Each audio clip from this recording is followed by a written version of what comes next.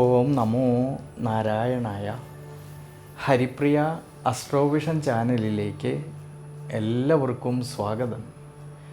ആദ്യമായിട്ടാണ് നമ്മുടെ വീഡിയോ കാണുന്നതെങ്കിൽ സബ്സ്ക്രൈബ് ചെയ്യുവാനും ഷെയർ ചെയ്യുവാനും മറക്കരുത്. കൂടാതെ ജാതക സംബന്ധമായിട്ട് എന്തെങ്കിലും സംശയം തോന്നുന്ന പക്ഷം എൻ്റെ ഈ വാട്സപ്പ് നമ്പറിൽ ബന്ധപ്പെട്ടോളൂ. ഞാനിവിടെ പറയുന്നത് ചിത്തിര നക്ഷത്രത്തിൽ ജനിച്ചവരുടെ ആഗസ്റ്റ് മാസത്തെ ഗുണദോഷ ഫലങ്ങളെക്കുറിച്ചാണ്. കന്നി രാശിയിൽ 30 നാഴികയും തുലാം രാശിയിൽ 30 നാഴികയും കൂടിച്ചേരുന്ന നക്ഷത്രമാണ് ഈ ചിത്തിര നക്ഷത്രം. അതിൽ കന്നി രാശിയിൽ ജനിച്ച ചിത്തിര നക്ഷത്രക്കാർക്ക് ഈ ആഗസ്റ്റ് മാസത്തിൽ ഗുണദോഷ സമ്മിശ്രമായിട്ടുള്ള ഫലം കാണുന്നതായിട്ടുള്ളൊരു സമയമാണ്.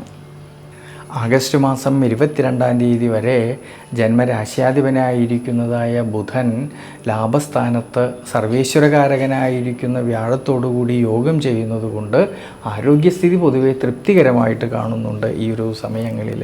എന്നാലോ ശയനകളത്രകാരകനായിരിക്കുന്ന ശുക്രനാണെങ്കിൽ ഈ ഒരു സമയങ്ങളിൽ നീചബലത്തോടുകൂടി സഞ്ചരിക്കുന്നത് കൊണ്ടും കണ്ടകശനിയുടെ കാലഘട്ടം ഈ നക്ഷത്രക്കാർക്ക് നിലനിൽക്കുന്നതുകൊണ്ട് ആരോഗ്യ പരിപാലനത്തിൽ ഈ ഒരു സമയങ്ങളിൽ കൂടുതൽ ശ്രദ്ധിക്കണം.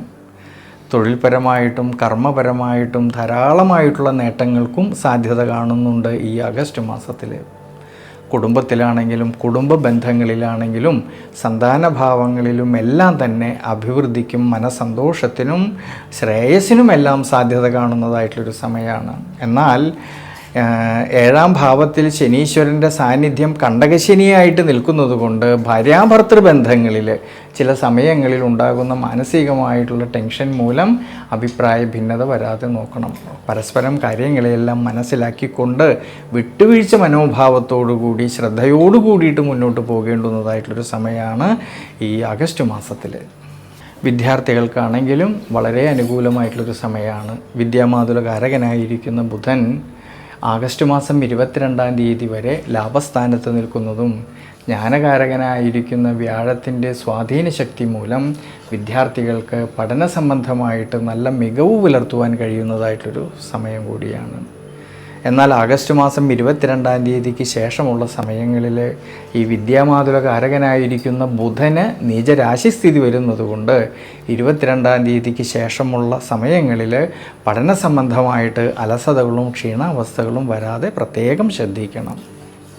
അതുകൊണ്ട് കന്നി രാശിയിൽ ജനിച്ച ചിത്തിര നക്ഷത്രക്കാർ ഈ ഒരു സമയങ്ങളിൽ ശനീശ്വര പ്രീതികരമായിട്ടുള്ള വഴിപാടുകൾ ചെയ്തു പ്രാർത്ഥിക്കുന്നത് വളരെ നല്ലതാണ്.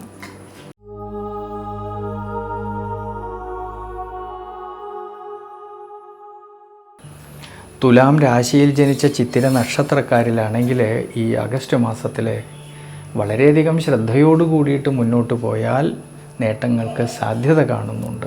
എന്നാലോ ജന്മരാശ്യാധിപനായിരിക്കുന്ന ശുക്രനാണെങ്കിൽ ദുരിതസ്ഥാനത്ത് നീചബലത്തോടു കൂടിയിട്ട് സഞ്ചരിക്കുന്നത് കൊണ്ടും രോഗസ്ഥാനമായിട്ടുള്ള 6-ാം ഭാവത്തിൽ നിൽക്കുന്ന ശനീശ്വരൻ്റെ ദൃഷ്ടിയാണെങ്കിൽ ദുരിതസ്ഥാനമായിട്ടുള്ള 12-ാം ഭാവത്തേക്ക് വരുന്നത് കൊണ്ട് ആരോഗ്യ പരിപാലനത്തിൽ വളരെയധികം ശ്രദ്ധിക്കണം ഈ ആഗസ്റ്റ് മാസത്തിൽ.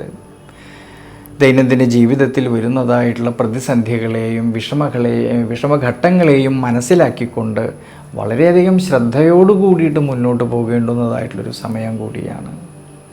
ഇനി കുടുംബത്തിലാണെങ്കിലും കുടുംബ ബന്ധങ്ങളിലാണെങ്കിലും ഭാര്യാഭർത്തൃ ബന്ധങ്ങളിലാണെങ്കിലും സന്താനഭാവങ്ങളിലും എല്ലാം തന്നെ മനസ്സന്തോഷത്തിനും അഭിവൃദ്ധിക്കും ശ്രേയസ്സിനും എല്ലാം സാധ്യത കാണുന്നുണ്ട്.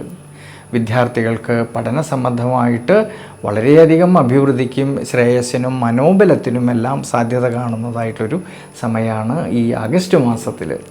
തുലാം രാശിയിൽ ജനിച്ച ഈ ചിത്തിര നക്ഷത്രക്കാർക്ക് കർമ്മസംബന്ധമായിട്ട് തൊഴിൽ സംബന്ധമായിട്ട് അപ്രതീക്ഷിതമായിട്ടുള്ള നേട്ടങ്ങൾക്കും അതുമൂലം മനസ്സന്തോഷത്തിനുമെല്ലാം സാധ്യത കാണുന്നുണ്ട്.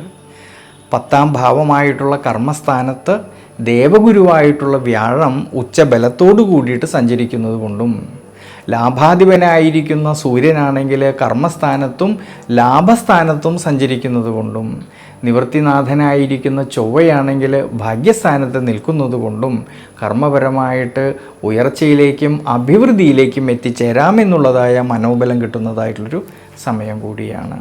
അതുമൂലം സാമ്പത്തികപരമായിട്ടുള്ള ഭദ്രത കുറേയൊക്കെ മെച്ചപ്പെടുവാനും സാധ്യത കാണുന്നുണ്ട് ഈ ആഗസ്റ്റ് മാസത്തിൽ.